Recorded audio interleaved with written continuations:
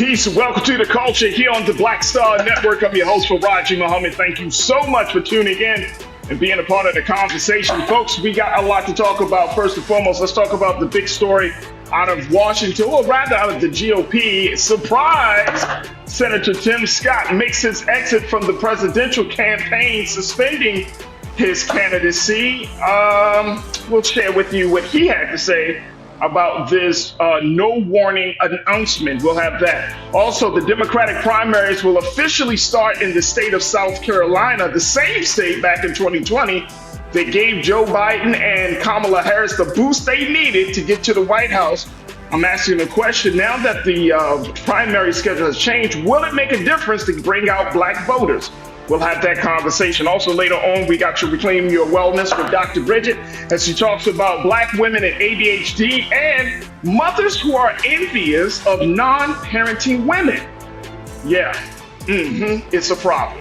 Folks, stay with us. It's all happening on today's edition of The Culture here on the Black Star Network. Let's go.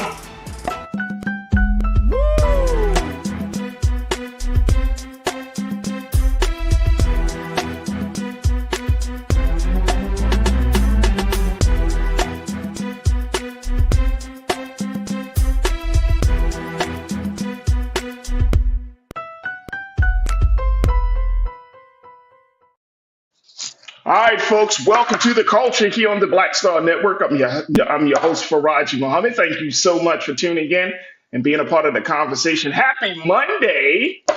Happy Monday. Yeah, can we get some horns for that? Because it is Monday and people are up. There we go.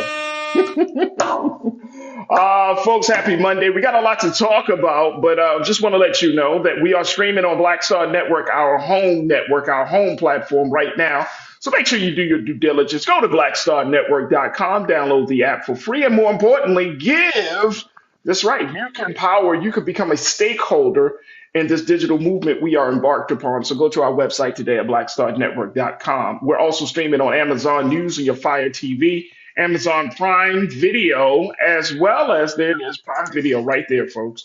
You can find us on Prime Video app under Live TV, then go to News, or find us at Amazon.com under Prime Video, Live TV, then News, and you can find us there. Also, we are on Freevee on now as under News, and we're also on Plex TV 24 hours a day, 7 days a week. All right, that's what's up right there. All right, let's jump into the conversation as y'all are checking in to the online into the chat for our online culture crew conversation. Big shout out to the crew. I see y'all, Tiana. There we go. Come on, yeah. Let's give him some horns. Give him some horns. That's right. Pastor Damon Blissett, thank you so much. I got to give a big shout out to Pastor Damon because he's the one that first brought this attention to me about Tim Scott exiting the presidential campaign. So, big brother Damon, thank you so much for keeping us up to date on what's going on. You know what I mean? I hadn't even had a chance to scan the news. My brother to say, hey, Farajii, check this out. So I appreciate you, Brother Damon, for that. Thank you so much. And any of you crew members, y'all can always send me some latest news and information. Stuff that you think I may not know or may not know. Don't even wonder. Just send it. Say, Farajii, I think we should talk about this. And we'll definitely show our love and appreciation for that. Anastasia, I see you. Thank you so much for checking in. My brother Conscious Thought. I got my other brother, Real Brooklyn. What up, though? What up, Real Brooklyn? Jawan, Yvette, thank you so much for checking in. Pauline, good to see you once again. And I got Sky KC. Good afternoon to you, Sky. Vic Abram, good to connect with you once again. And so many of you are checking in. All right, folks, let's talk a little bit about this. We're going to take a quick pause in a moment. But let's at least just throw it out there. Are you really surprised that Senator Tim Scott of South Carolina has decided to, quote unquote, suspend his presidential campaign? Here's the thing I never understood. They always use the term suspend, and I always thought to myself, like, suspend?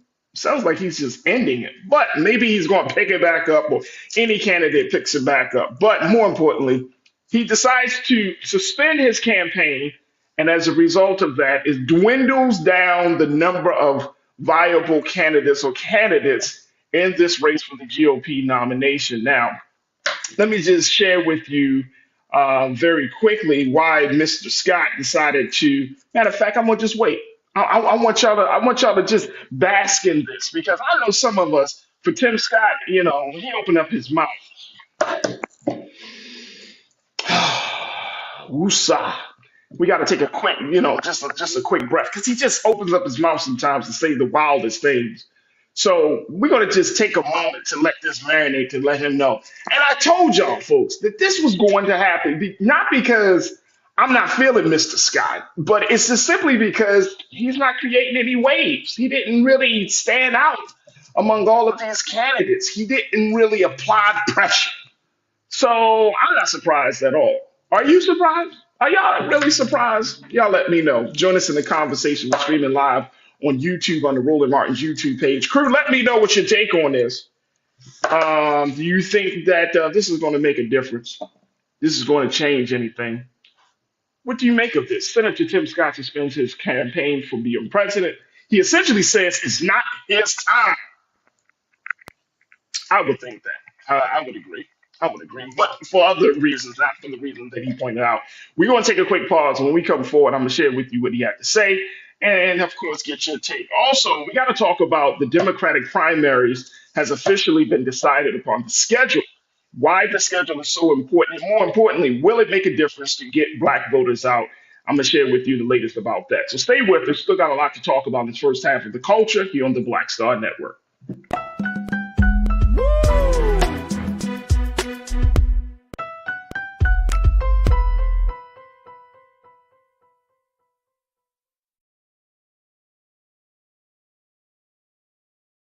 When you talk about blackness and what happens in black culture, we're about covering these things that matter to us, speaking to our issues and concerns. This is a genuine people-powered movement. There's a lot of stuff that we're not getting. You get it, and you spread the word. We wish to plead our own cause. Too long have others spoken for us. We cannot tell our own story if we can't pay for it. This is about covering us. Invest in black-owned media. Your dollars matter. We don't have to keep asking them to cover our stuff. So please support us in what we do, folks. We want to hit 2,000 people, $50 this month, raise $100,000. We're behind 100,000, so we want to hit that. Y'all money makes this possible. Checks and money orders go to P.O. Box 57196, Washington, D.C. 20037-0196. The Cash App is $RM Unfiltered. PayPal is R Martin Unfiltered. Venmo is RM Unfiltered. Zelle is Roland at RolandSMartin.com.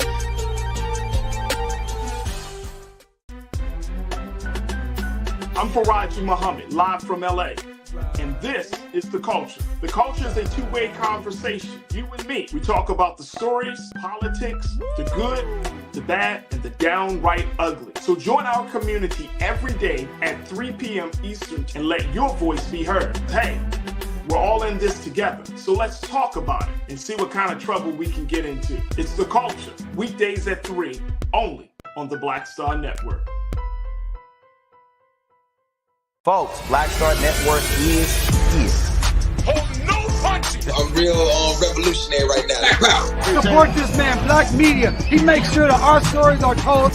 Thank you for being the voice of Black America, Roland. I love y'all. All momentum we have now, we have to keep this going. The video looks phenomenal. See, this difference between Black Star Network and black-owned media and something like CNN. You can't be black-owned media and be scared. It's time to be smart.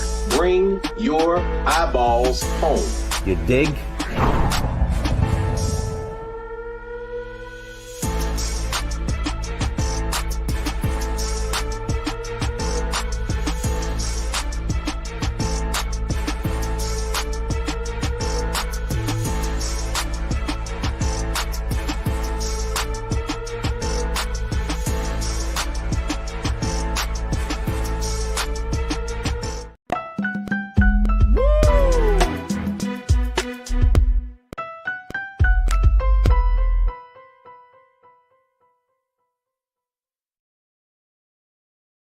All right, folks, welcome back to The Culture here on the Black Star Network. I'm your host, Farajii Muhammad. We're talking about the somewhat, sort of, kind of, maybe kind of surprise that Tim Scott, Senator Tim Scott of South Carolina, has decided to suspend his presidential ambitions. There he is. There's Timmy. There's Timmy.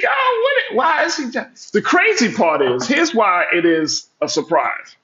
He went on. Let me see, what show did he go on? He went on Fox News. And the thing is, he went on Fox News just like a couple of hours before his appearance on Fox News. His team sent out a fundraising email, doing the campaign thing. Then he goes on Fox News, and then guess what? Boom, booyah. He drops the bombshell right there on TV with no warning, as some would say. He said, quote, let's throw this quote up in there and let's listen. He said he went on, he was announced Sunday that he dropped out of the Republican presidential campaign. He shocked the TV interviewer and even his own campaign staff with an abrupt departure from the race. He said, when I go back to Iowa, it will not be as a political presidential candidate. I am suspending my campaign.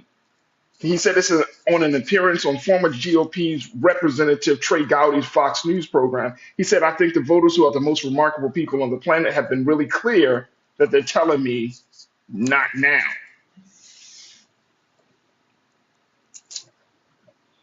Man, how do you go over that? Can you imagine that your bosses tell you, like, you know what? We're going to close up shop. You got to get it from an interview. Wow. Well, I thought he had so much more decorum. I thought Tim Scott was that guy. Anyway, yeah, he announced it on TV that he was suspending his campaign. He says, not now, not his time. And to be honest, y'all, I don't think it'll ever be Tim Scott's time. I think his time it is what it is. Conscious thought, you checked in, my brother. You said, was Tim Scott really ever actually? Was he really ever? I love how you put that, bro. Was he really ever actually in the race for the GOP nomination for president? Yes, of course he was. Of course he was. Let me just say, that GOP initial round of candidates was probably the most diverse group of contenders for the GOP nomination in their history. It's probably one of the most diverse groups. So y'all do with that as you may. But he added to that diversity. Nate Smith, you said the real question, what happens now to Tim Scott's girlfriend? Come on, Nate. No, don't start no trouble. Thank you, Nate, for bringing that up. He got a new girlfriend. What happens to her girlfriend? Who else is here? Brother Damon, my brother, you said, regardless of political affiliation, it's sad to see his talking points about being black in this country. I wonder where his head is at, Farajii. I think that's a great point. I think that Brother Damon, his whole conversation, his whole thought pattern and logic about there's no racism in this country, it just seemed like you on a different planet, bro. Like you just so out of touch of where we are. And as a person who I thought, I've seen black Republicans. I've seen them. I've listened to them, and they will at least acknowledge that there is some racism, that America has a race problem, right, Brother Damon? But then at the same time, this guy is just not even acknowledging that. And that just goes to show me, if you can't acknowledge that, and then just because you acknowledge something doesn't mean that, it's the worst thing in the world. You just simply pointing out something that is a reality for a lot of people.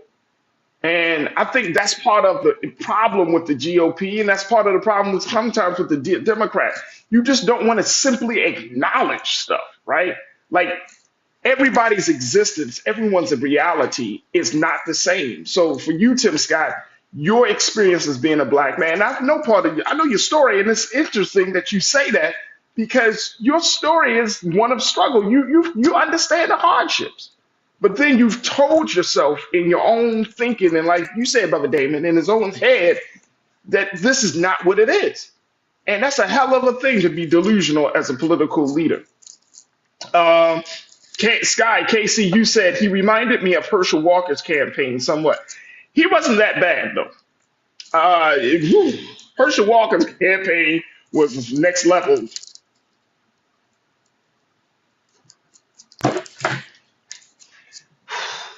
I mean, his campaign was next level, like scary. You know what I'm saying? Like next level scary. I wouldn't put Tim Scott, and now y'all could be, some of you may be mad at me on this one, crew, but I wouldn't put Tim Scott and Herschel Walker in the same group. I'm sorry, I just wouldn't. Herschel Walker's next level, y'all. That was like, whoa. And I remember when that was happening, and the fact that he got so close to possibly being elected, almost beating Raphael Warnock. That's still a lot of work. Many of us, so we talked about that when it happened. All right, Real Brooklyn, you said nope, not surprised. Dude got that conservative swag, but got that ghetto credit. Finances up. What? Conservative. Conservatives. Only Real Brooklyn. Conservative swag and ghetto credit. There it is. There it is. Thank you, Real Brooklyn, for bringing that to the table. Pauline, my sister, you said this Tim Scott thinking by bringing out Light, Bright, it was going to boost his candidacy. Are you talking about this man's girlfriend? I mean, he's dating a white woman. A lot of black men do. And guess what? It is what it is. It is what it is. But I don't know if that was a political play or if that's just, I don't know what that was, to be honest with you. I have no idea. I'm not going to assume anything, though. Not going to assume anything. Let's see. Who else is there? Everybody's talking about, y'all talking about that man's girlfriend, man. Come on. Stop playing. Lana, you said the Hollywood actors just got off strike. Tim Scott, hashtag Tim Scott girlfriend. Come on. Sharon, you said permissible uses include charitable donations and donations to other candidates, while personal use is prohibited. Campaigns may refund money to donors or redistribute it with their permission. Absolutely.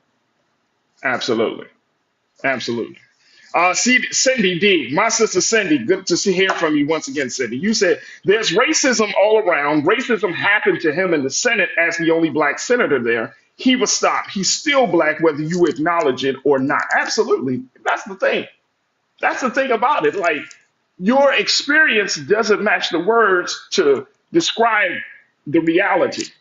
And that may be the problem. Like, if you are delusional about something that's that blatant, then why would we make you the president of the United States if you can't see literally right what's in front of you? That means that your policies, your moves, everything is going to be colored. It's going to be tainted. And it's not going to reflect the needs and the interests of the American people. There it is.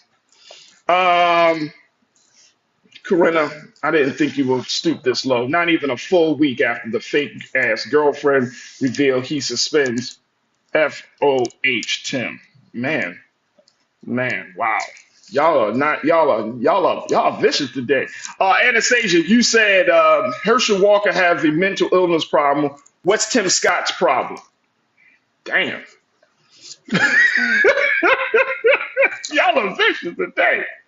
Let's get a couple of minutes before we take our next pause. Jawan Yvette, you said, let's hope we don't find out that he paid her to play his girlfriend on TV. What?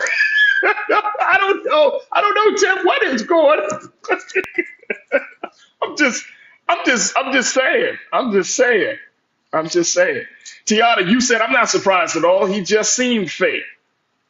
I thought you was going to add something like his girlfriend, because everybody else was taking shots, Tiana. Everybody else. Lana, you said, she looks very unnatural. Okay, look, guys. Y'all think, you know what? I'm done talking about this. Look, we're going to take a quick pause because, all right, bye, Mr. Scott. Bye, Tim.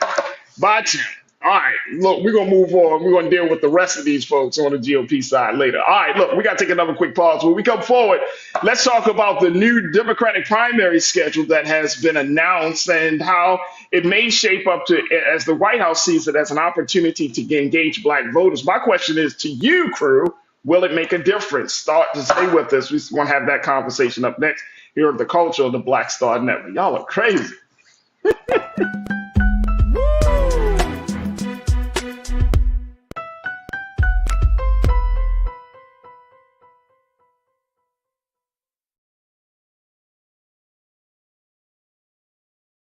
Folks, Black Star Network is here.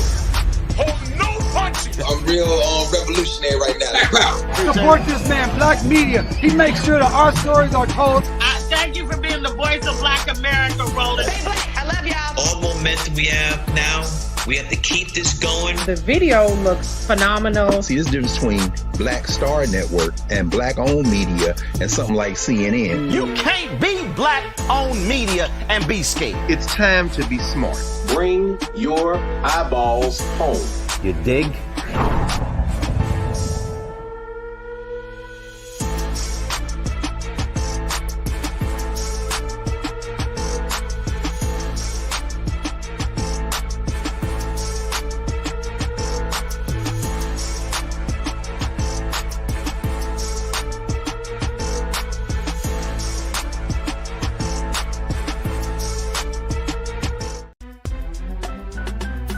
I'm Farajii Muhammad, live from LA.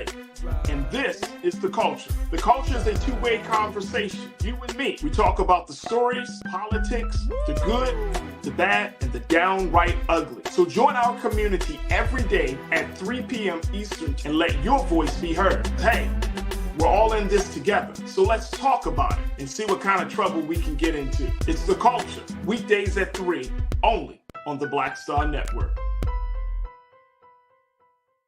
When you talk about blackness and what happens in black culture, we're about covering these things that matter to us, speaking to our issues and concerns. This is a genuine people-powered movement. There's a lot of stuff that we're not getting. You get it, and you spread the word. We wish to plead our own cause. Too long have others spoken for us. We cannot tell our own story if we can't pay for it. This is about covering us. Invest in black-owned media. Your dollars matter. We don't have to keep asking them to cover our stuff. So please support us in what we do, folks. We want to hit 2,000 people, $50 this month, raise $100,000. We're behind $100,000, so we want to hit that. Y'all money makes this possible. Check some money orders. Go to P.O. Box 57196, Washington, D.C. 20037-0196. The Cash App is $RM Unfiltered. PayPal is R Martin Unfiltered. Venmo is RM Unfiltered. Zelle is Roland at RolandSMartin.com.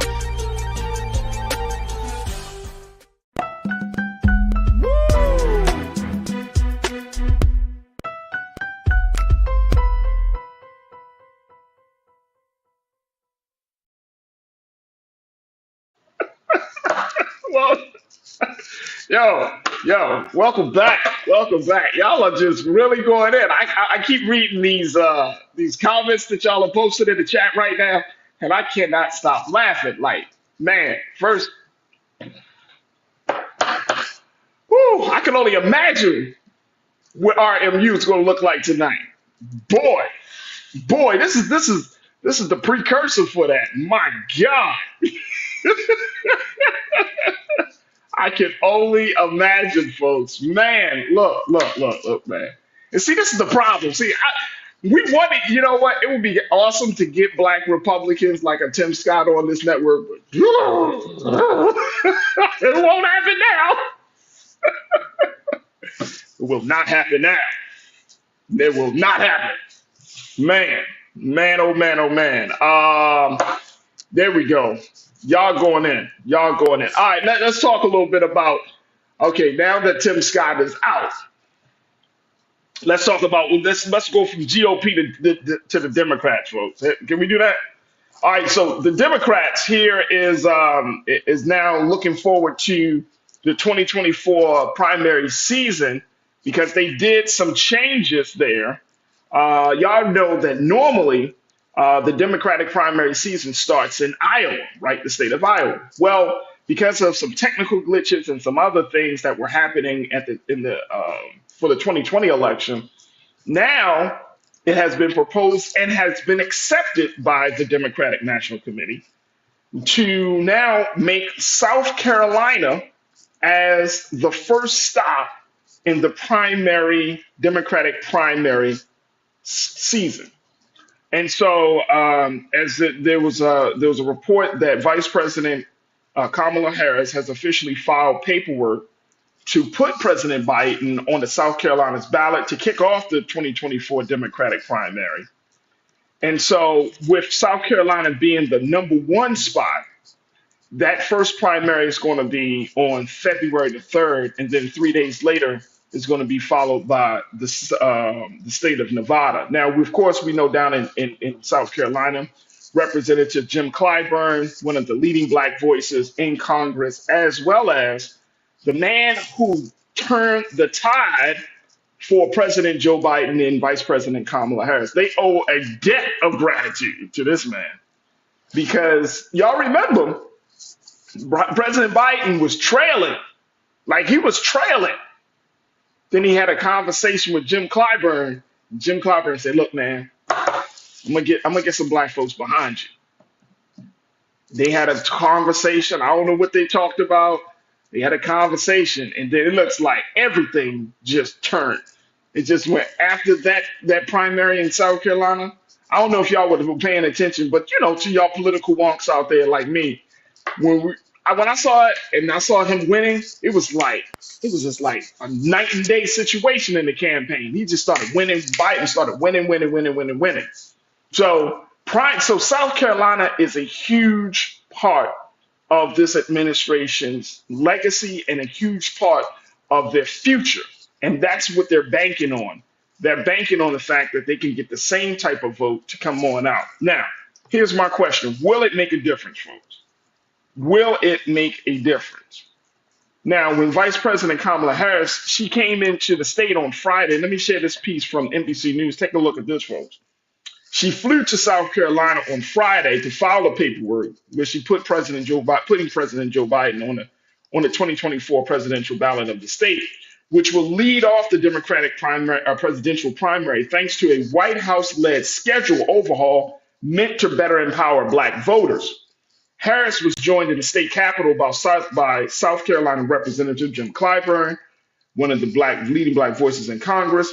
She said it was South Carolina that created the path to the White House for Joe Biden and me. I'm here to say thank you.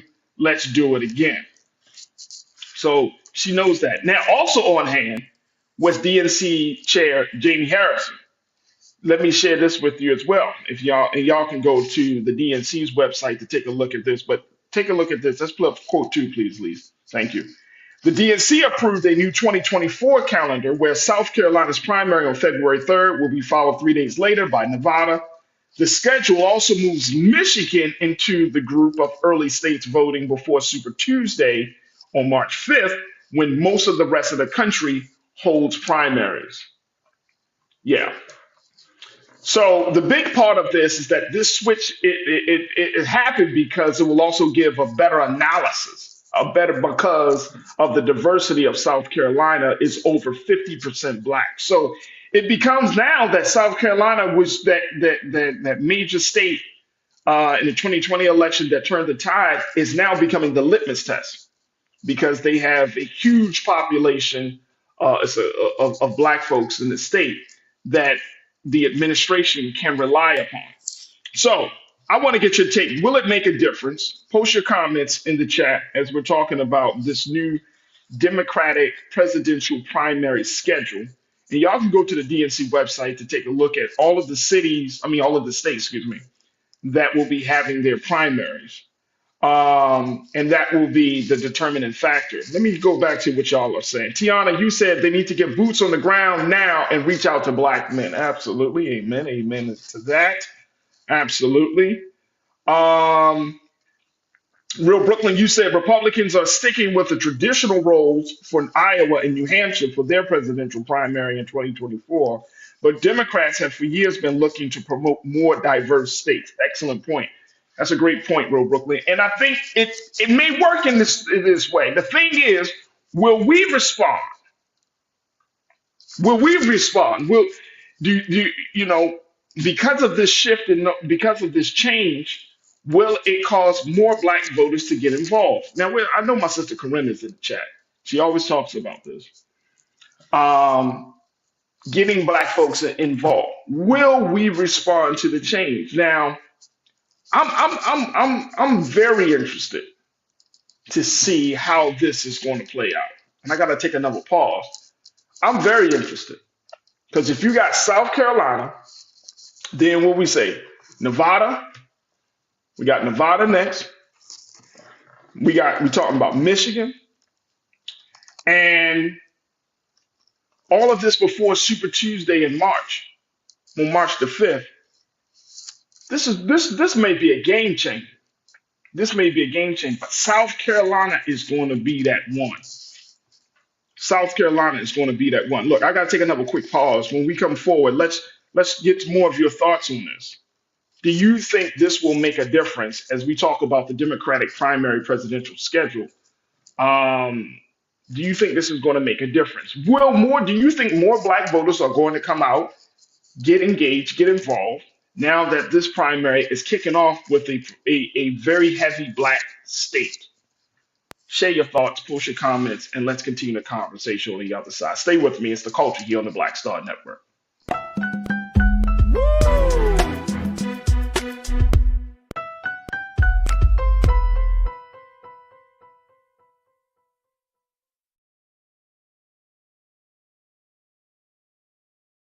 Pull up a chair, take your seat. The Black Tape with me, Dr. Greg Carr, here on the Black Star Network. Every week, we'll take a deeper dive into the world we're living in. Join the conversation only on the Black Star Network.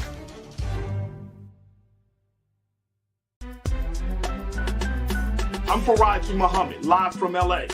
And this is The Culture. The Culture is a two-way conversation. You and me. We talk about the stories, politics, the good, the bad, and the downright ugly. So join our community every day at 3 p.m. Eastern and let your voice be heard. Hey, we're all in this together. So let's talk about it and see what kind of trouble we can get into. It's The Culture. Weekdays at 3, only on the Black Star Network.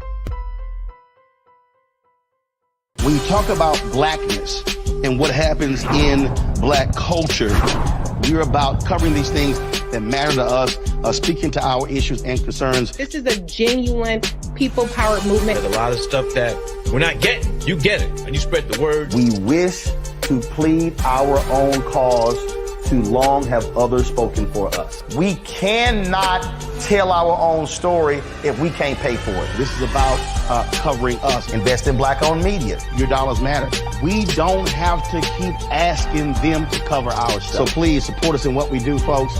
We want to hit 2,000 people, $50 this month, raise $100,000. We're behind 100,000, so we want to hit that. Y'all money makes this possible.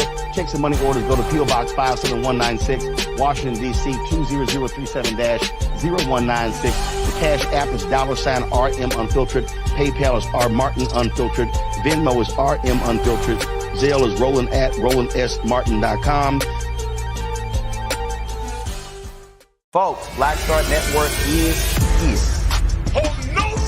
I'm real revolutionary right now. Support this man, Black Media. He makes sure that our stories are told. Thank you for being the voice of Black America, Roland. Stay black. I love y'all. All momentum we have now, we have to keep this going. The video looks phenomenal. See, this difference between Black Star Network and black-owned media and something like CNN. You can't be black-owned media and be scared. It's time to be smart. Bring your eyeballs home. You dig?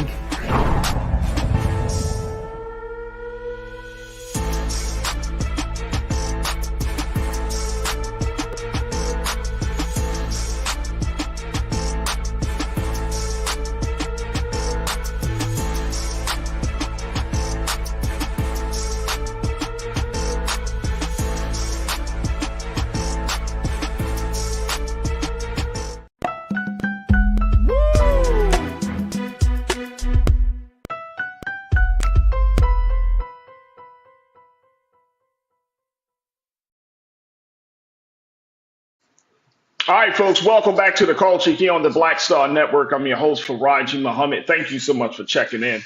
Let's talk. We've been talking about this new presidential primary schedule that the Democrats have now announced, saying that they're going to use South Carolina as the kickoff state for the Democratic primary season. Now, this is a change because normally it's the state of Iowa. You even had the state of New Hampshire in some cases. And, one of our great crew members, Real Brooklyn, mentioned that the GOP is going to be moving forward on that traditional path, whereas now the Democrats are looking to engage more diverse states early on in the primary season especially before getting a couple of wins in before Super Tuesday of March the 5th, which I understand the rationale and the logic behind it. Now, the other part of this is that research has now shown that South Carolina Democrats also are moderate on certain issues of economics and social issues, which really complements where the Biden Harris administration is with their stance on things. It makes it very harder for extreme and far left candidates to win primaries in those states. So you're trying to rack up those wins early.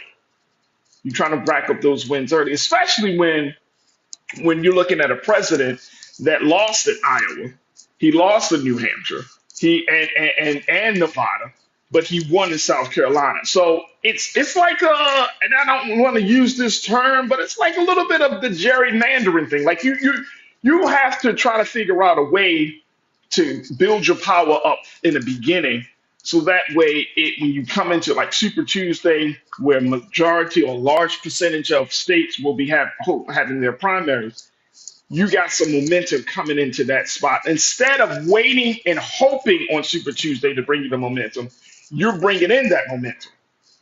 So it makes sense that the Democrats decided, hey, let's just switch up the schedule a little bit and let's play to our strengths instead of playing to tradition. Let me get those words out. Let me go back to what y'all have to say of this as we talk about this. Tiana, you said no, it doesn't make a difference, because I'm asking the question, will it make a difference? Especially when you're talking about engaging black voters. And Tiana, you said no, some of us don't give a damn about a primary. Well, we should, but you're absolutely right. I think because, again, Tiana, you know this like I know this, and the rest of y'all know this.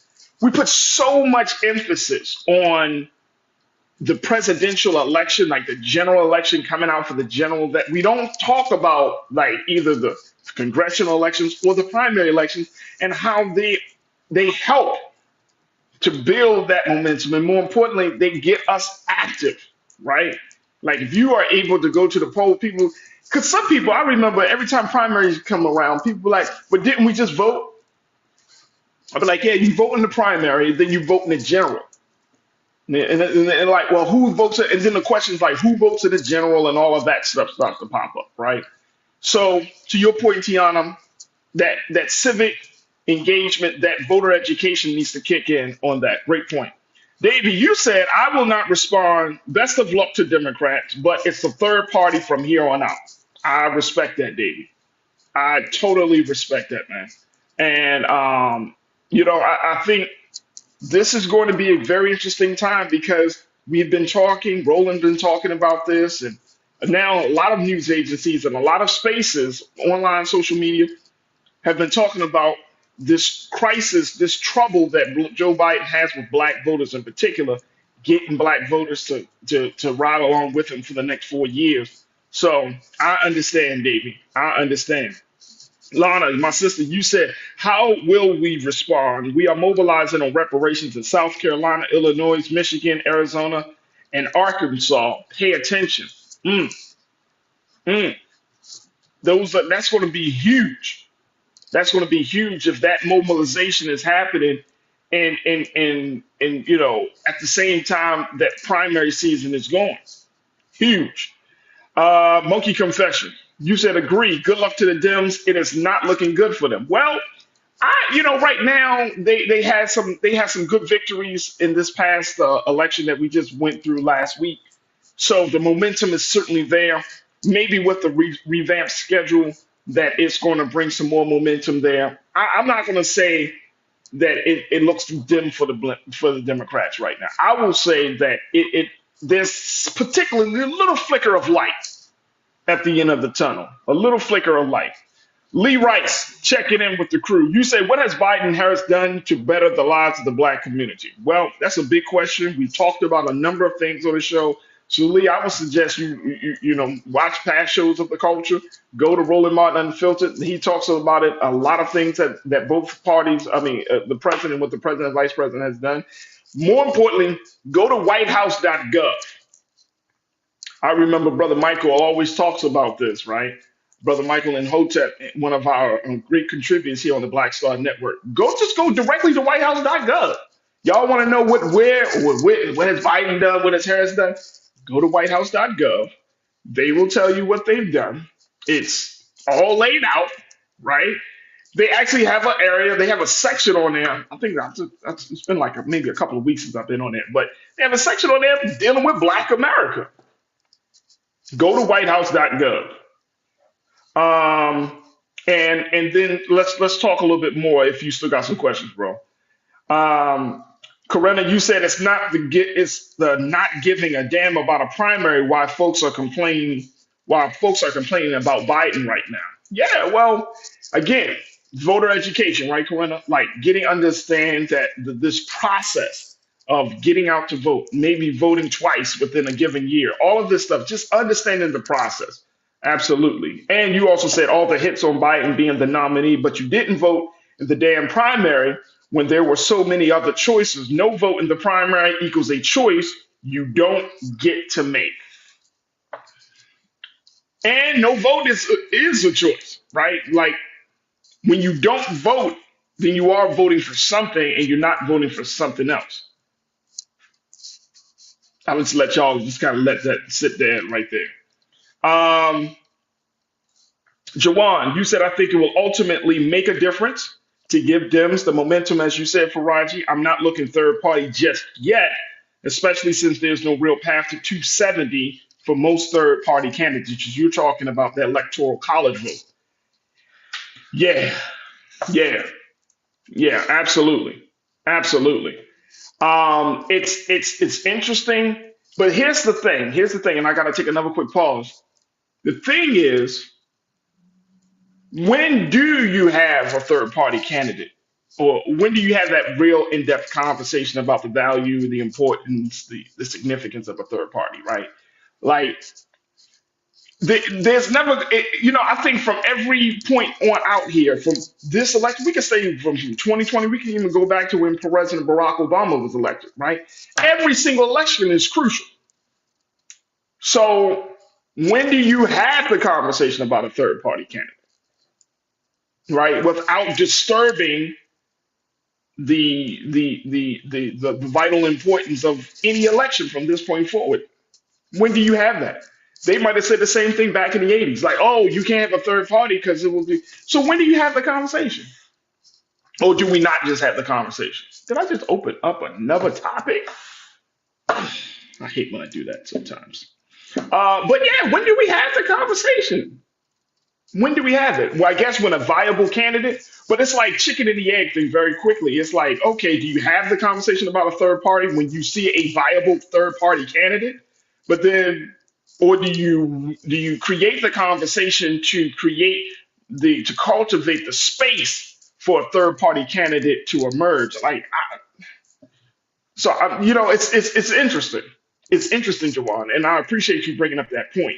It's very interesting because it's like at any point, a third party candidate is not going to be accepted, welcomed. They're not going to be the ones that's going to be loved on, right? At any point. And we're seeing it. We got a Dr. Cornel West. We've had Joe Stein before. We've had other individuals that have been outside of the two major political parties, but every single time there's always been, it's not the right time. This is not the right place. This is not the right candidate. When do you have that conversation?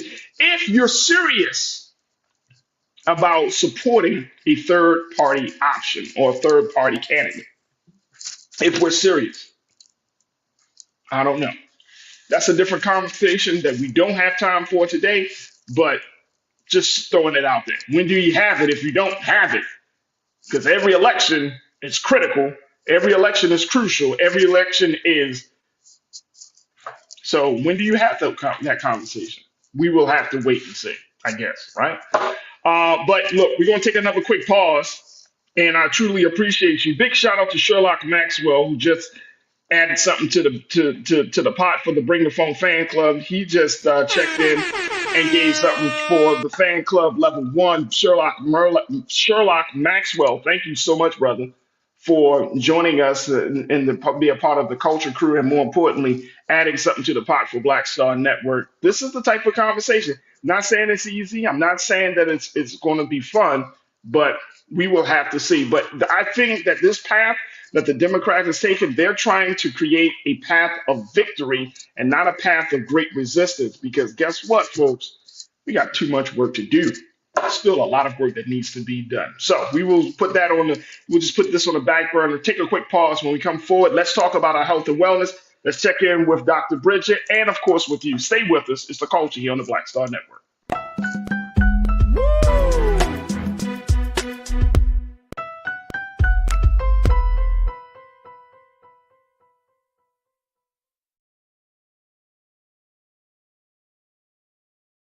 When you talk about blackness and what happens in black culture, we're about covering these things that matter to us, speaking to our issues and concerns. This is a genuine people-powered movement. A lot of stuff that we're not getting, you get it, and you spread the word. We wish to plead our own cause.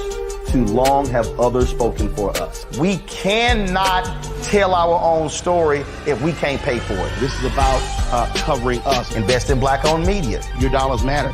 We don't have to keep asking them to cover our stuff. So please support us in what we do, folks. We want to hit 2,000 people, $50 this month, raise $100,000. We're behind 100,000, so we want to hit that. Y'all money makes this possible. Check some money orders. Go to P.O. Box 57196, Washington, D.C. 20037-0196. The Cash App is $RM Unfiltered. PayPal is R Martin Unfiltered. Venmo is RM Unfiltered. Zelle is Roland at RolandSMartin.com.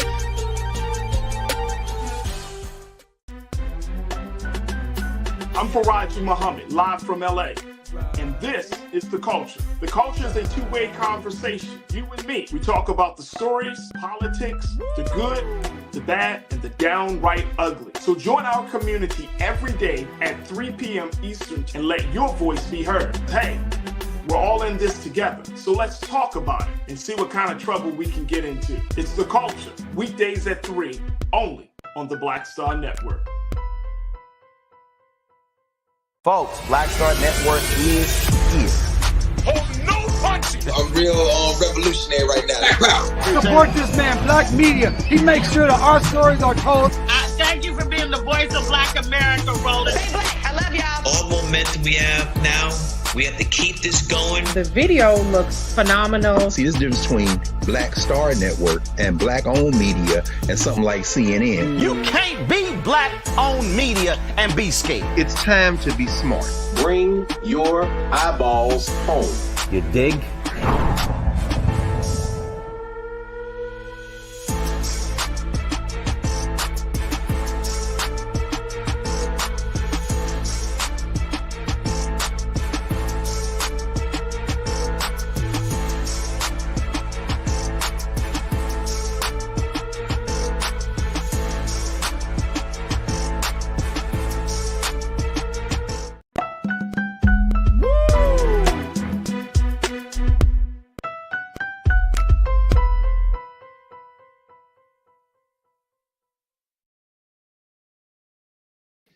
All right, y'all. Welcome back to The Culture here on the Black Star Network. I'm your host, Farajii Muhammad. Thank you so much for tuning in and being a part of the conversation. First half of the show, we talked a little bit about the departure of Senator Tim Scott from the presidential campaign.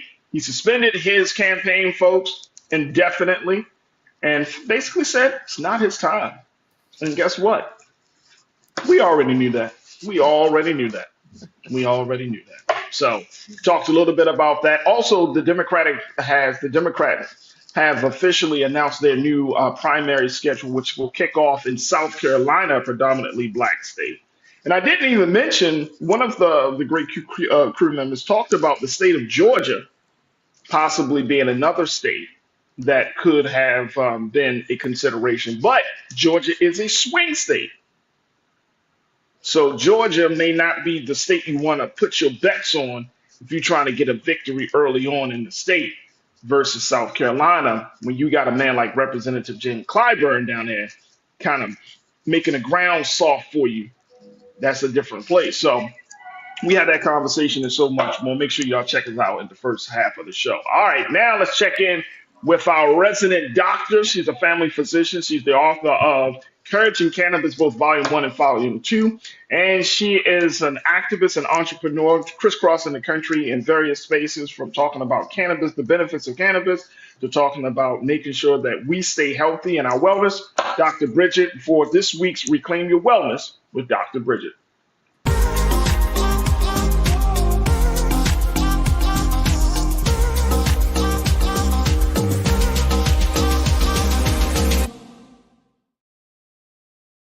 All right, good afternoon, Doc. How are you?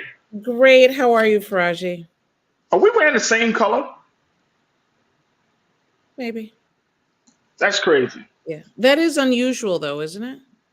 That is very unusual. Yeah, I agree. That's a little crazy. It's very concerning. We've been doing this too long. We've been doing this a little bit too long, right? A little bit too long. We start tuning in. Like, you're wearing blue, I'm wearing blue too. Doc, how are you this afternoon? Good. Always busy, but excited to talk about our topic today and Yeah. with you. All right, so the first one I brought to your attention, Yes. and I actually thought that when I bring things to Doc's attention, I could kind of get a sense of whether she's like feeling it or she's not feeling it. No. It's not. But No. no, it's not that. I'm just joking with you now. But here's the thing. This is a topic that I actually hear a lot of women talking about, Yes. right?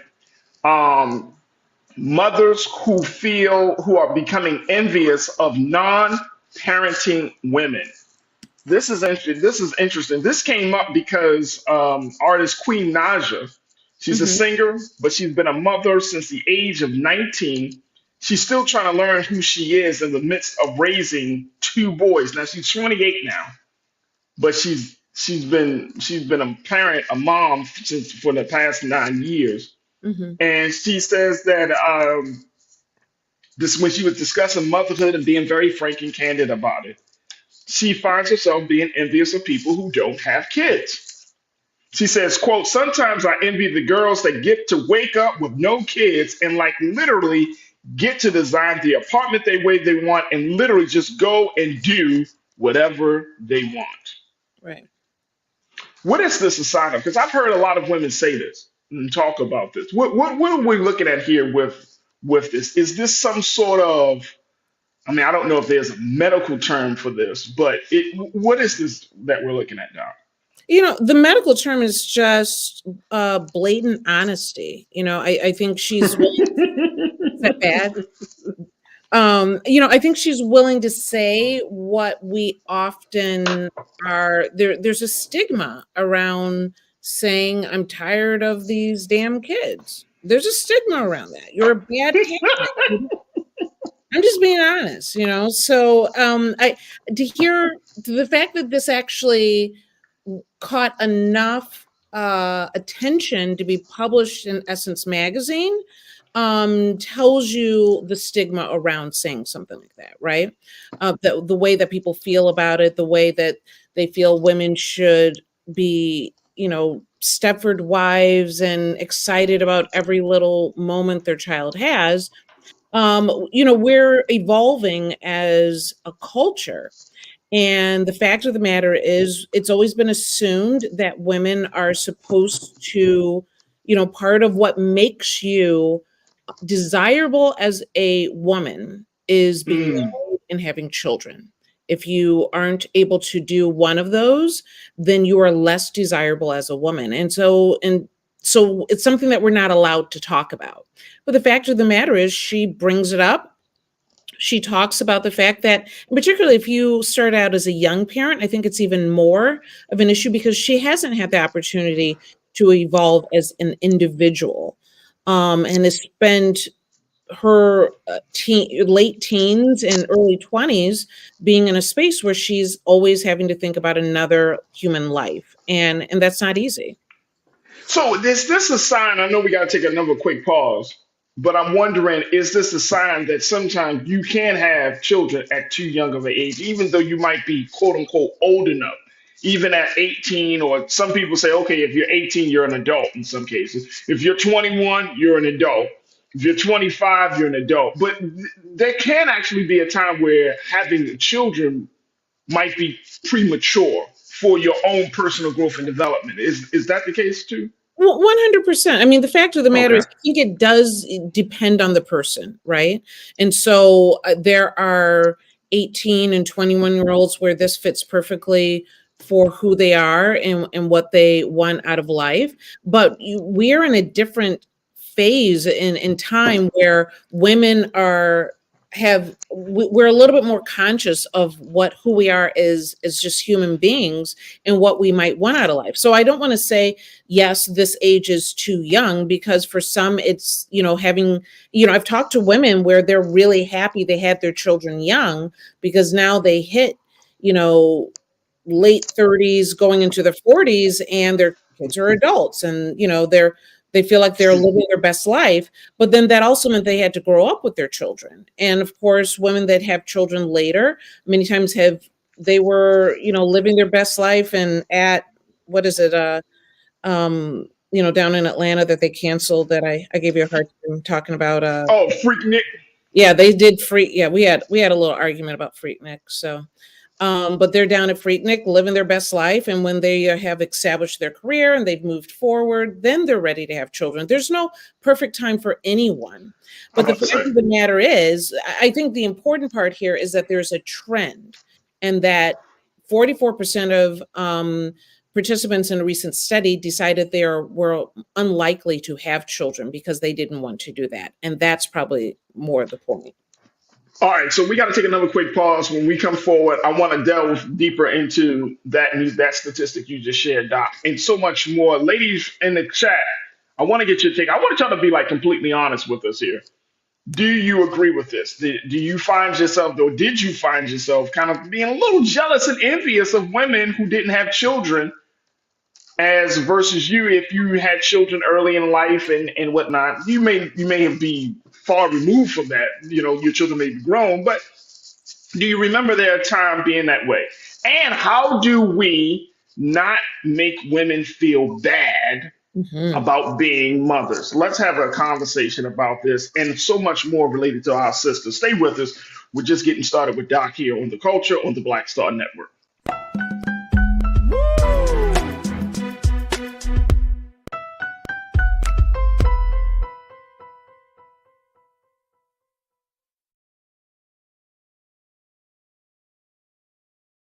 Folks, Black Star Network is here.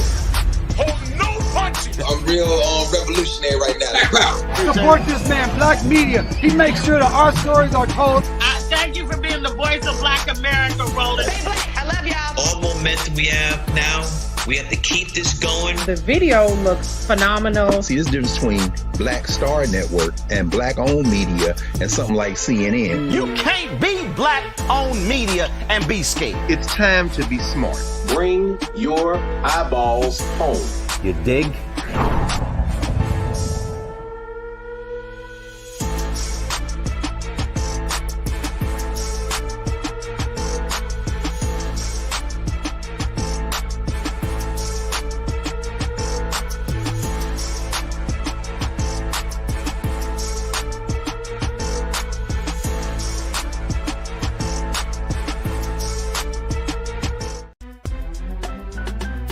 I'm Farajii Muhammad, live from LA.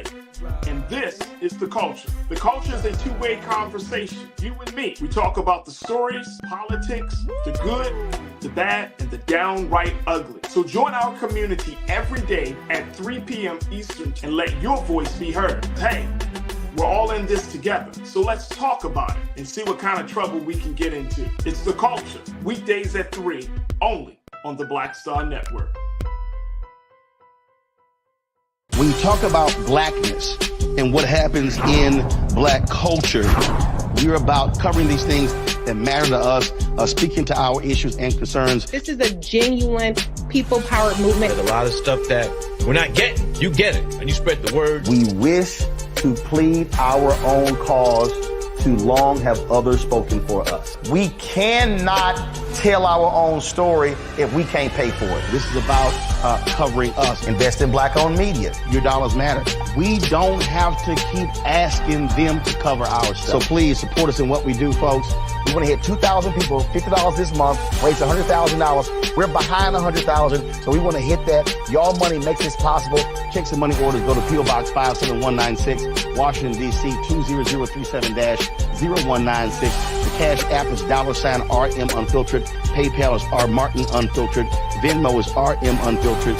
Zelle is Roland at RolandSMartin.com.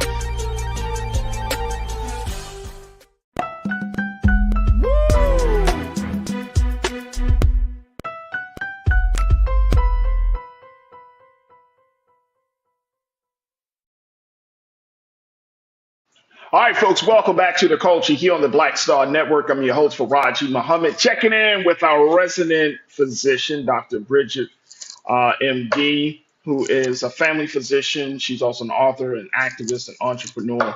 And today we're talking about how there are some women who are mothers who are revealing that they are jealous, or they may feel a certain type of way about women who aren't mothers.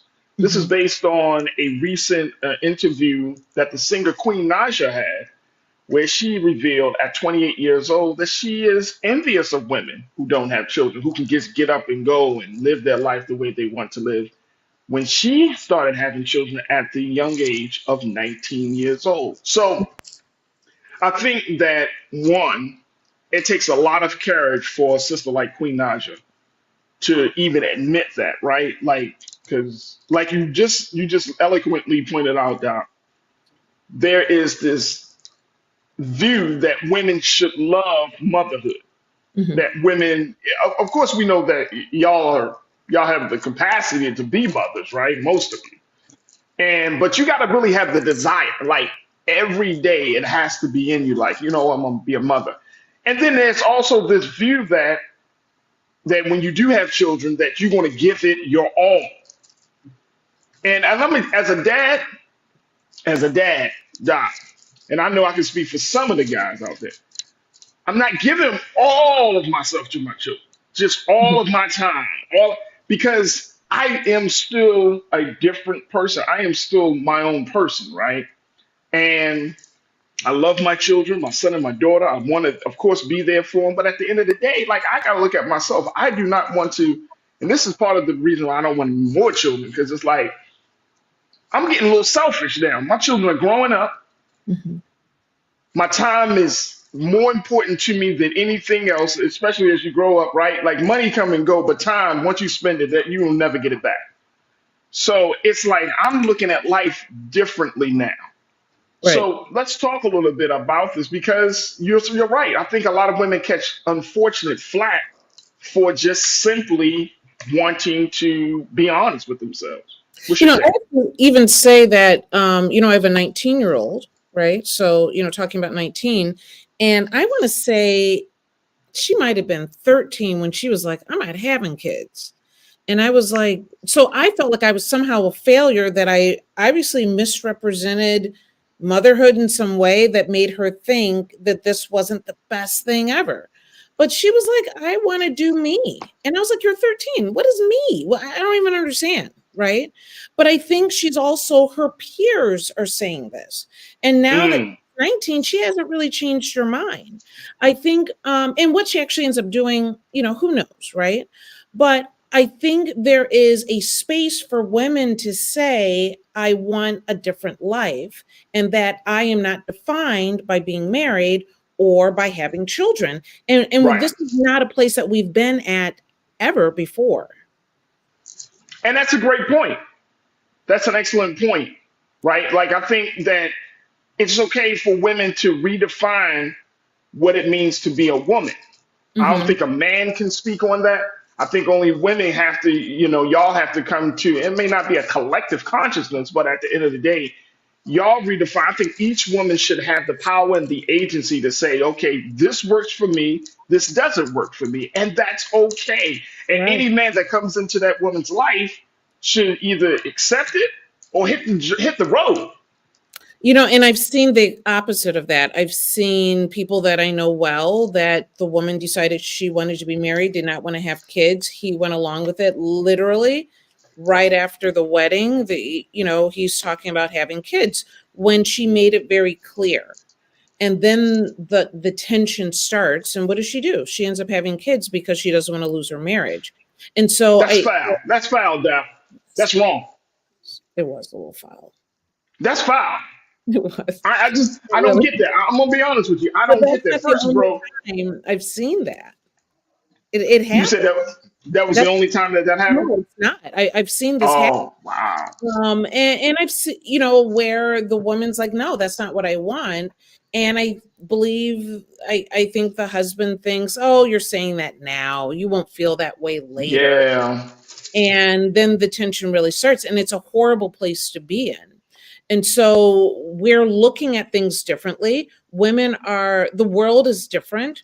So, in doing a little bit of extra research in preparing for this topic, I came across 6 reasons why more and more Black women are opting to remain child-free.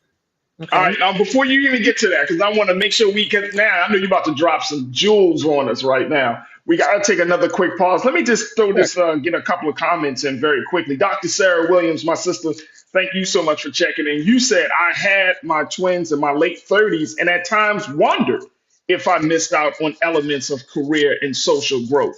Rather, 19, 29, 39, or beyond, the grass at times can appear greener.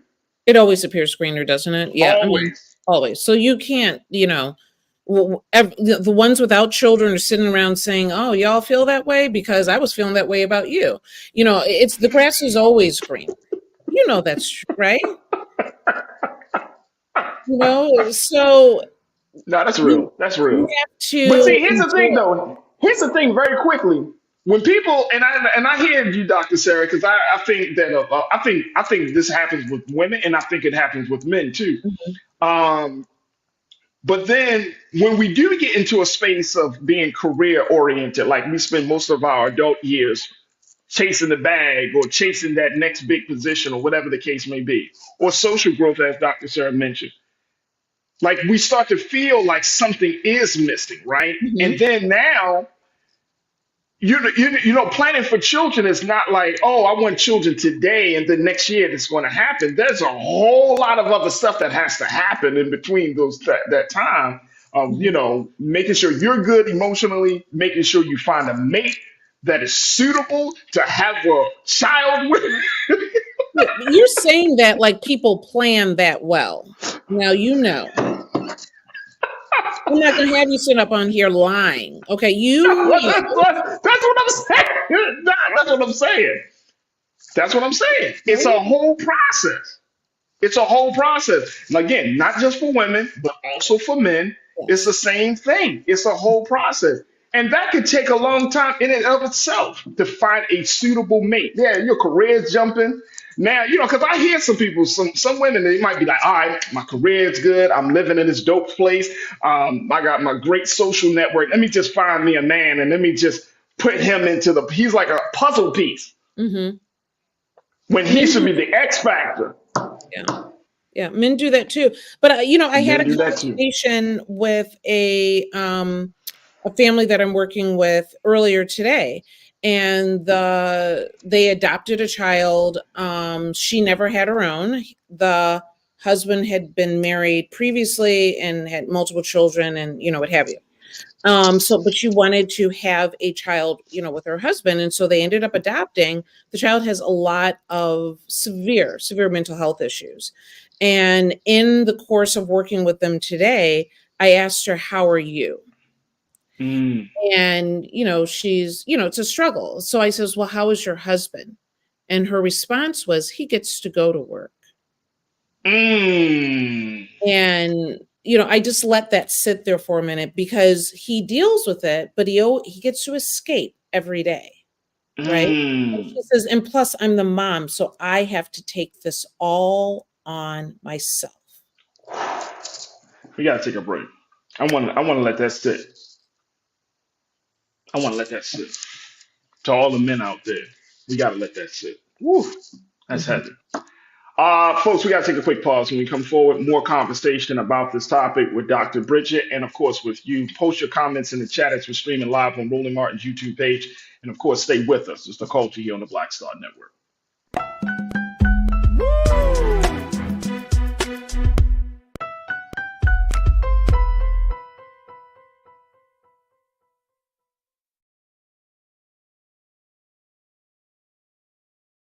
Pull up a chair, take your seat. The Black Tape with me, Dr. Greg Carr, here on the Black Star Network. Every week, we'll take a deeper dive into the world we're living in.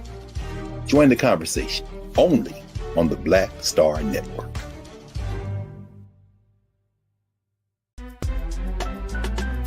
I'm Farajii Muhammad, live from LA.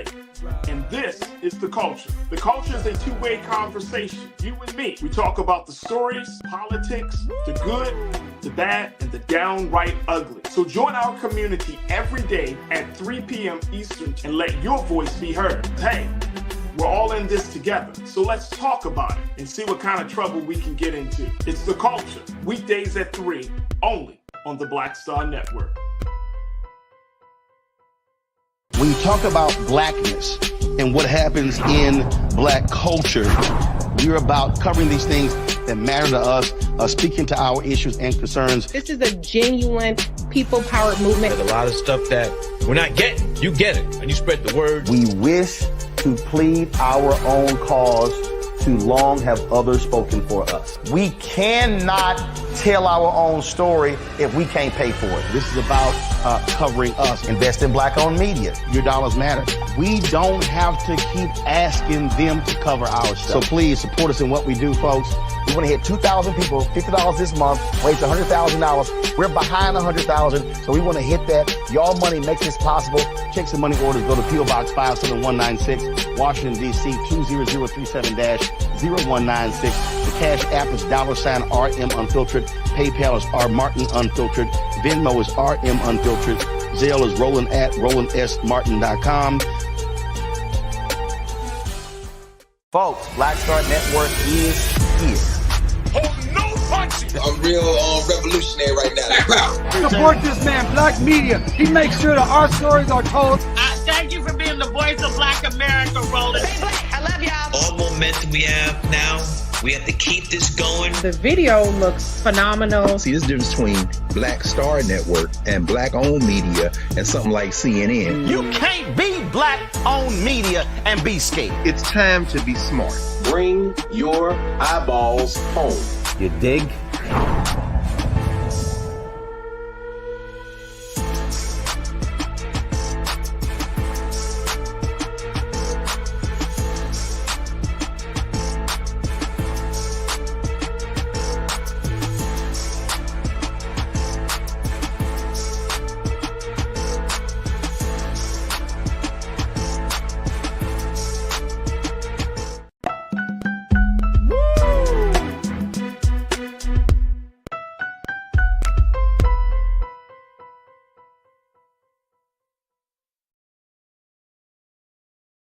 All right, folks, welcome back to the show. Welcome to The Culture here on the Black Star Network. I've been talking to our doctor, Dr. Bridget MD, about this topic of women who are envious of other women, mothers who are envious of non-parenting women, and how this has opened up a large, like, Pandora's box within our chat, Doc. Let me just say that, because there are so many complexities, and one, as a man and as a dad, just keeping in mind that there's a lot of sensitivity around this topic, right?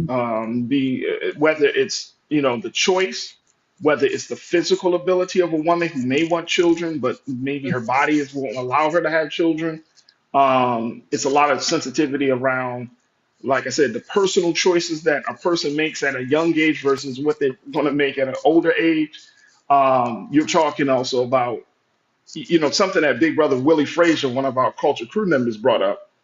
He said he knows some women whose mother abandons them, maybe because of the envy of being single.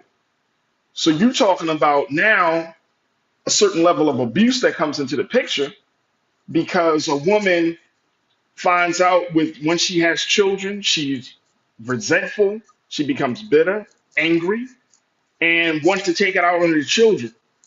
We don't talk about it as much. We harp on black men leaving the household, but there are a number of black women and women in general who will leave the household because of whether it's post-traumatic stress or just leaving the household because that's not what they thought. They felt like, I thought I wanted this life. I don't. Yeah, they don't get the support, the Right. the relationship isn't working out well, and they're burdened. They feel like they're still young, and how do they get into this situation where they're have such a heavy weight? Nothing was what they expected. And I have seen quite a bit of that as well. Having, a diverse patient population, but always having a large Black female population in my medical practice, I see a lot of scenarios go down, and I see the inside aspect to it, right? And so when a woman ends up choosing to leave the children with her spouse, ex-spouse, father, the father of the kids, whatever it may be, the stigma around that is a burden, right? And is very difficult. But the fact of the matter is we're evolving. We're different than, Black women in this country used to not just raise their own kids, they were raising the white folks' kids, right? And they had the burden of taking on children was a part of the identity of who we were as Black women. And we're in a different place. And what used to be seen as selfish when Black women would say, I'm going to take care of myself. I'm going on trips with my friends. We're taking some of the liberty that we've seen some of our spouses take, that we've seen some of the Black men take, where they hang out with their friends. They're out on Friday nights. A good friend of mine, when she got married, her husband said, great, we're getting married, but keep in mind, I'm out with my boys every weekend. And for the first probably 5 years, she accepted that. I know. Damn. Every weekend. Every weekend. Every weekend? So I was like, how married are you? Right? And so wait a minute, hold up. Maybe it's just me, dog. There's stuff going on here, Farajii. I'm about to say, there's got to be some other stuff happening, because if my fine ass wife is home, I'm not hanging out with the sausage fest. Well, who knows who he's hanging out with? And that's another reason why women. I'm just saying, you know what I'm saying? I'd rather be cuddled up on a sofa watching movies and stuff instead of always hanging out with my homeboys in some bar, some lounge. I get it. Yeah, socialization is good and it's necessary for men, but you got to balance that out every weekend now for years. So I get it.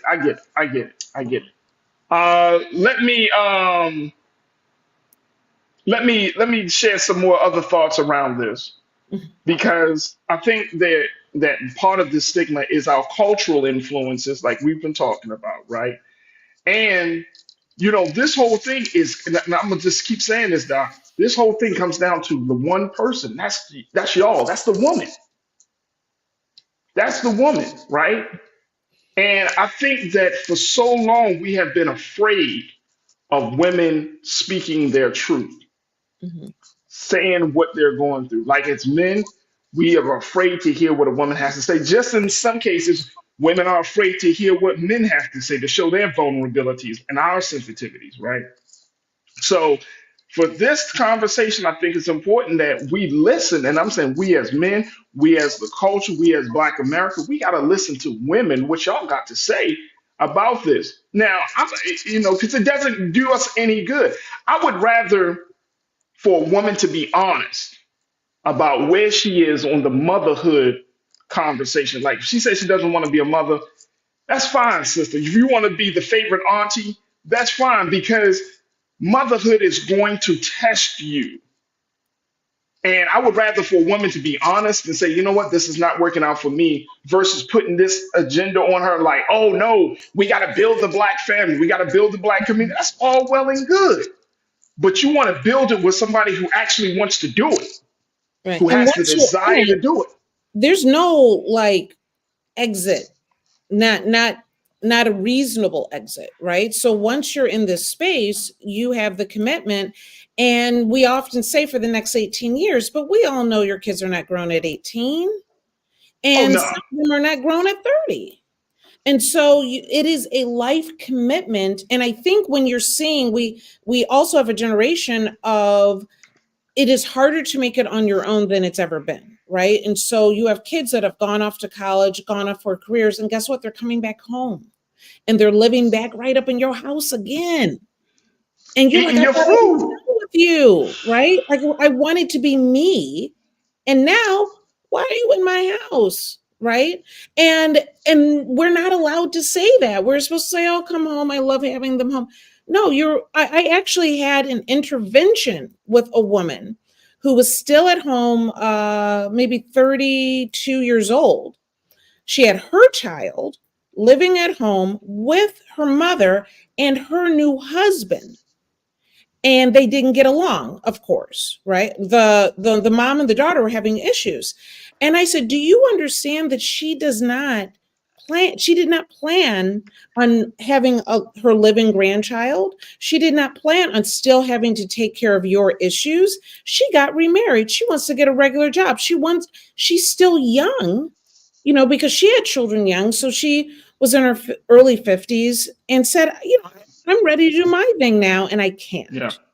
And sometimes we don't get that opportunity. And the fear of never having the opportunity to be yourself is slowing down women from saying, do I even want to go there in the first place? Mm. Doc, what are those 6 things that you wanted to share with us as we have this? So, number one reason why Black women are choosing to be child free is kids are expensive. Like, Let me tell you something. I got a 4-year-old. She eats, man. She eats, man. She eats, man. You gotta have your. She eats. That 4-year-old is not eating that much. I mean, my 10-year-old act like he's 21, man. He got a he has a black hole for his stomach. Like, yeah, they're growing. They're expensive. They're growing. You gotta feed. Look. Let me tell you, like, like I'm serious. You gotta feed these little human beings. You gotta And they feed won't them. let up. They won't let up. They're basically saying that when you factor in the cost to raise a child in a 2-parent middle income household was about $300,000. Damn.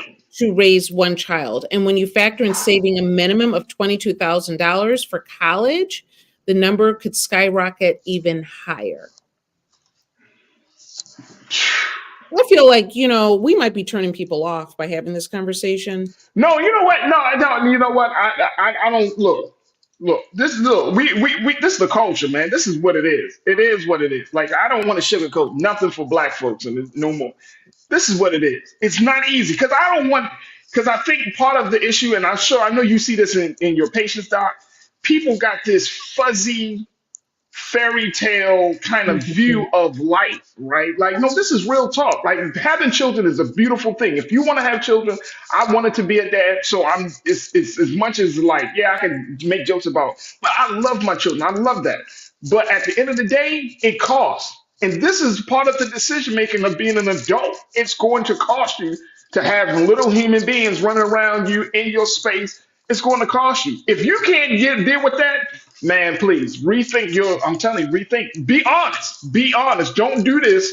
Don't make them big decisions because of somebody else, or you think the culture will want you to do it. It's good for the people. You got to make that decision for yourself first. And if anything, I would say make sure it's a decision. Make sure it is meaning that too many people end up pregnant, to be totally honest with you, right? And it doesn't have to be that way. So making it a decision to have children when you're ready at that time makes a huge difference how you feel about it at every phase of your life, because this was your choice. Right. So making that effort is really important.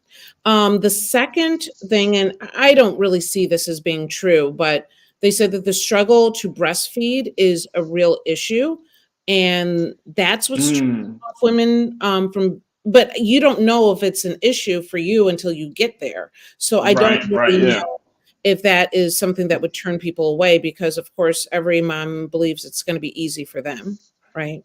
So but That's apparently real. is another reason. More than half of mothers admitted that breastfeeding was more challenging than they expected. And to be honest, for Black women, the resources are sparse, very sparse. They don't even, I've seen it over, I saw it with myself, I've seen it with patients. You're supposed to have these lactation consultants and they support you, and they kind of like look at you like, well, you know, you're Black, you do this every day. You know, they just don't even give you the attention that they give the white counterpart. So, so it's but that's something you wouldn't know until you're already there, you know? Yeah. The third one is they just don't want them kids, period. Women have always been expected to have to be mothers, and we're at a phase where there's so many options for women now. There's so many educational, so many resources that we can choose a different way of being. Absolutely. We're going to take a quick pause because I got to take another break. When we come back, let's get the last three of that list, and then the doc might be able to cover a little bit about Black women and ADHD and that conversation. Solutions Radio, I see what you're saying. Conversations like this are a form of neo-colonialism. Really? Wait, what? What's that mean? Neo-colonialism? Because we're talking about the pros and cons and talking about choice. Come on. No, it's not a what? No, this is not neo-colonial. This is having very real talks. If you were sitting in Dr. Bridget's, can we do it? Let's just do a two-shot with me and Doc real quick. If we were sitting in Dr. Bridget's office and and she was talking to a couple and they talked about having a baby, she would say the same damn thing. Like, look, these are some of the things that you need to consider. Here's the pros, here's the cons. Are you prepared for this? Or are you prepared for that? And the fact is, we never have that conversation. I don't think not as a mass. No, not in mass. Not culturally, because we want to kind of act as if these dynamics don't exist. And I think people are afraid of the fact that women might be unhappy. I'm tired of the abuse. I'm tired of us having conversations. We'll have cultural conversations about talking about the mother who yells at her children, who curses at her children. But you don't know that back in her head, she probably resents her children because she felt like she was compelled or forced to be there. Let's take the steam out of that. Or why is she yelling at the child like that?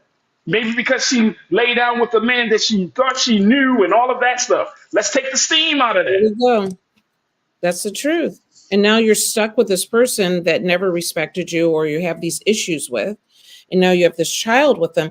The fact of the matter is, I'm curious how many women ever that have children in the audience ever really thought about it was never an option for me. I never really thought about, oh, I'm not going to, because I grew up in a time where, again, my value is based on, despite the fact that, I'm a physician and education, what have you, my value was based on being married and having children.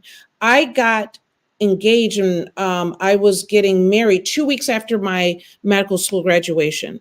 People cared less about me graduating from medical school, but I was getting married and I was marrying another physician, and now I had value. Wow. And I was in that moment like, y'all are kind of messed up, aren't you? Because why is this more important than the work that I've been doing over the last umpteen years? And I thought it was odd at the time. So many women probably never even thought not having children was a choice. So to be honest, you can call it what you want. I celebrate a woman that thinks about what's right for her. Let's take a pause right there. Stay with us. It's The Culture here on the Black Star Network.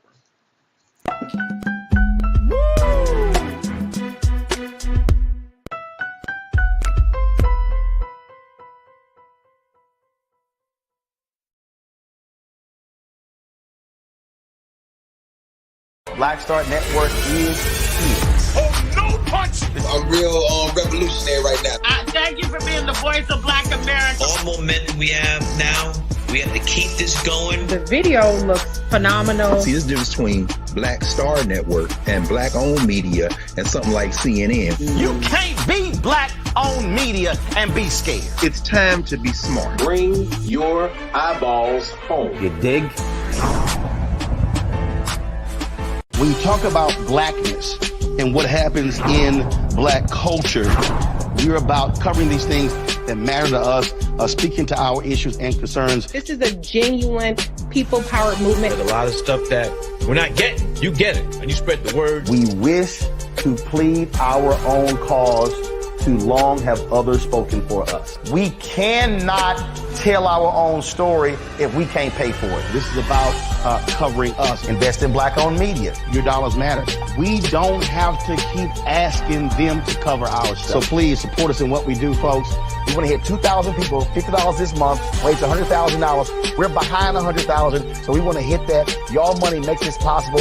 Check some money orders. Go to P.O. Box 57196, Washington, D.C. 20037-0196. The Cash App is $RM Unfiltered. PayPal is R Martin Unfiltered. Venmo is RM Unfiltered. Zelle is Roland at RolandSMartin.com.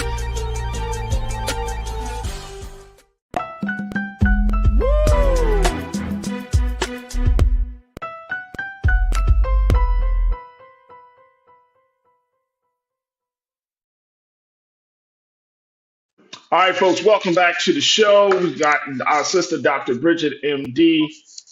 Doc, this is the big conversation that we've been having. I'm sorry, I know I feel bad because I know that we'll do it next week. Yeah. But this is such a big conversation. There's a lot of layers to this. Yeah, and I am really, really grateful that I'm talking to you about this because of not the fact that you're just a mother, but just the fact that you understand the complexities as a woman, as a doctor.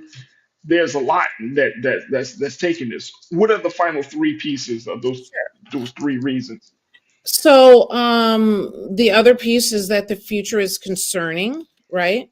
When you look at racism in this country, when we think about, the issues that we've talked about from the beginning, Farajii, about our children being afraid of being shot, about being discriminated against, about things have gotten worse instead of getting better.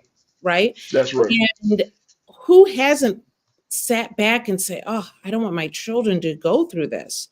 And for some that are at that pinnacle, some of them are choosing and saying, I don't want my children to go through this. And it's the future is really concerning. Economically, what our choices are, we're swinging back to a point where people are seeking less and less education because it's simply too expensive. And so people are saying, I want to make the choice that will allow a good future, and focusing on oneself and others might be a better way of doing that. Keep in mind, we're also in a place where, as adults, we're sandwiched in when we have children, right? We tend to be the caregiver. We have children later. We're taking care of those children, but we're also taking care of our parents. And so those factors often slow when you are one of those children seeing that difficulty. And it's nearly impossible to afford decent care even as you get older. Some children are sitting back and saying, maybe not. That's heavy. I wasn't thinking about that, but that's heavy. That is a lot of responsibility as an adult child that you carry. You're raising your children, but now you have to go back and provide and take care of your parents in the process. And that's a lot of demands. With That's financial a lot of demands. as well as caring for them. And even when you have siblings and you all know, somehow that sibling doesn't seem to show up for that, right? And so it ends up landing quite often on one child, maybe two, but many times a lot of the burden and stress, just the stress of trying to manage both ends of that falls on you as an adult. And so let alone, what your child might experience, they're watching. And they're watching, Absolutely. they see that. The next one is maternal mortality rate is too high. Black women are 3 times more likely to die from pregnancy complications than white women. We've seen this before. We've seen issues that Cardi B has had, Serena Williams has had with their pregnancies. And again, it's one thing when, pregnancy obviously is difficult, but many times, no matter how much money you have, getting great care where people see you and are supporting you, it can be difficult, across the board. And you really don't know how your body is or will do until it goes through that experience. Right. Right? Absolutely. Yeah. And then, the sixth one here, and I'm going to add one in here, right? Okay. The sixth one here is dating is harder. I don't even know if I need, well, you're talking about suitable partner. Even though men are happier with children, being a father, than men that don't have children, right? The fact of the matter is finding a healthy relationship that you want to stay in, that you want to raise your children in, that is a great role model and a support for you as a woman. Sometimes the risk is too high, and they're choosing not to participate in that. And I would So say, does that have you seen, and just I know we got to take just another small quick pause, but have you seen more Black women doing in vitro, taking that route of, instead of that quote unquote traditional route of trying to find a mate and then kind of working it? Women, and I've actually heard some women say, look, I'm gonna just go to the lab and then do what it do. well, what I will say, particularly being, around professional women that did put off having kids, I see that quite a bit. Whether it's adoption, whether it's going to the sperm bank, in vitro, whatever it may be, their friends, I see it quite a bit. But I would add that, and I think we've seen it a lot with celebrities. They don't want, I hate to make this sound horrible, but they don't want to ruin their bodies, to be direct. That, we have an idea of what beauty is in this culture, and your body changes significantly when you have children. And when it doesn't change significantly, your genes are either like you could sell them, or you probably had some surgery to make your body look like you didn't have children. And that's crazy. Because we don't value that. We don't value. No, I'm about to say that. You hitting the nail right on the head.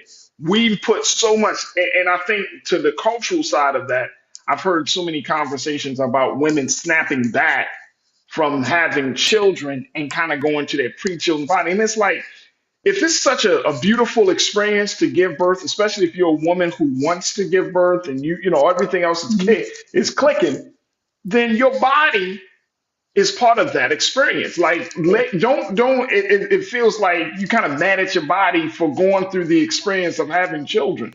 And you're so quick to get back to this culturally acceptable place with your own body.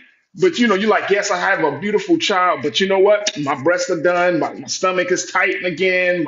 My butt is looking this way. Yep. And it's like, but that's not the real process.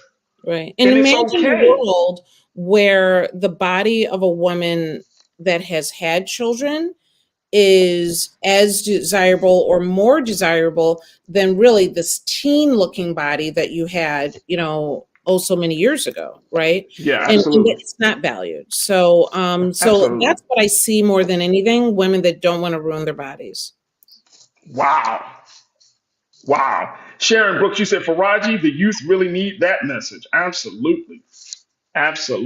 Because that's the message that young girls are taking on, that their bodies are more important than having, a child. Their bodies is more important than having a family. Their body is more important than anything else. Like how they are presented and seen and you have daughters, you understand that dynamic, and I have a daughter too. So it's like I'm mentally getting myself prepared for that part of her growth and development. But Right. it's very, and I think that for us as men, and I think for us as the culture, we can change that, and we act as if we don't have no power in that. I know we got like 30 seconds left, Doc. Mhm. How can we change some of the cultural messages to become more accepting of a woman's voice, a woman's?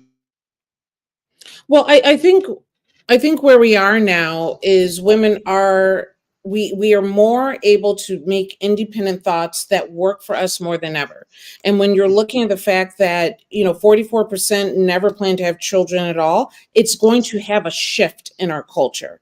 And so we're going to see the outcome of that in the next 10 years or 15 years, what that looks like.